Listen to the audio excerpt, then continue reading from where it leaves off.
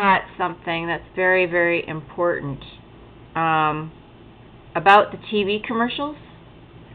I would like to know what the elected leaders' plans are to deal with TV commercials. Because when they hurt your ears, they do nothing. They use every excuse to scream. And I heard some old people at the farmers market say that their grandchildren, even if they're playing in the living room, as soon as the TV commercials come on, the kids stop everything and stare at the TV commercial. There's something extremely malevolent about TV commercials. And that's not the only thing, but I want to focus on TV commercials. It's too loud, and there's too much stuff coming in through your eyeballs from every angle and aspect. Another thing that David Pawson said was that when people got the snake bite, people were told to go up and look at this metal snake that he fashioned, and then that would get them better. I'm going to say there's something extremely powerful about what your eyes are taking in. That's why a lot of people avert their gaze. So by the same token, if staring at a snake, a vision of a metal snake, was going to cure you of a snake bite, what does that mean? Think about it. All of the different ways that makes weird. That's a whole line of thinking here. And I believe that I know how a virus works, and I know how your cells work. They recognize, and then they open up. And the cells, the lipids are your membrane, the wall, your barrier between, and you need them to be touching with a sodium and potassium exchange. When you have leaking proteins from jaggedy edges in your being, when you have proteins leaking in between your cells, then you don't have that life, that sodium potassium electrical charge that your cells call life. So whatever you look at in through your eyes seems to be terraforming you.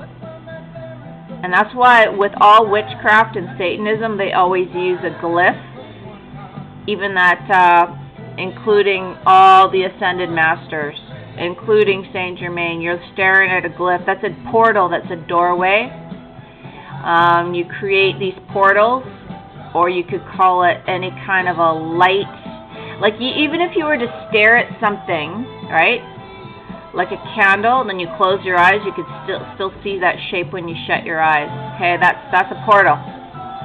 So I don't know much about portals.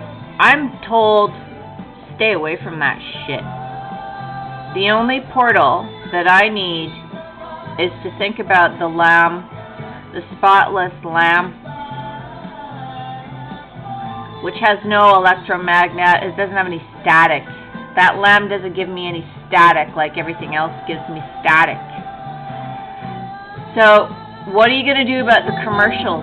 What are you people going to do about your children watching these TV programs? I mean, how come you're all just sitting there? Get rid of it.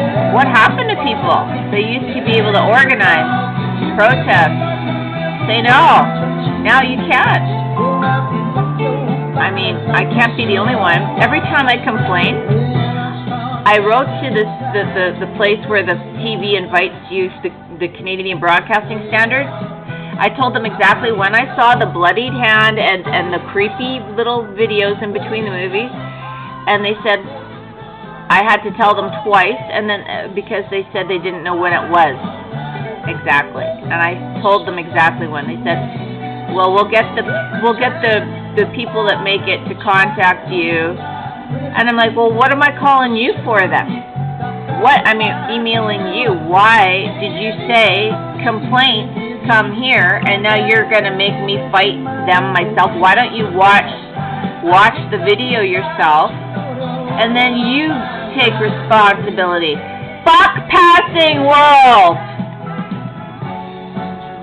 When I had a job, I took full responsibility from beginning to end of the project so that if any problem happens, I'm not going to blame it on somebody else that changed my words or something. If a customer complains, it'll be between me and the customer, and I take full responsibility. And guess what? There was no problem. I made them a lot of money. But the people that tried to change my work, they were constantly getting lawsuits because they don't take responsibility. Stop the buck passing. I want all of our elected officials to take a look at those commercials. And people, you can't put up with it. And if you do, then you deserve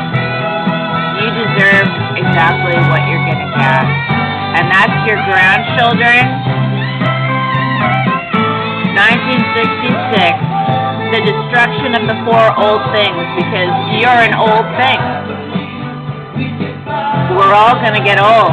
And in fact, a lot of young people are already old. Just like Cary Grant said in The Bishop's Wife, he said, some people are born old. The people who worry about aging are already old. But yeah, these commercials piss me off. I can't watch anything without having to squint my eyes in between the commercials and plug my ears. Literally, it's this bad.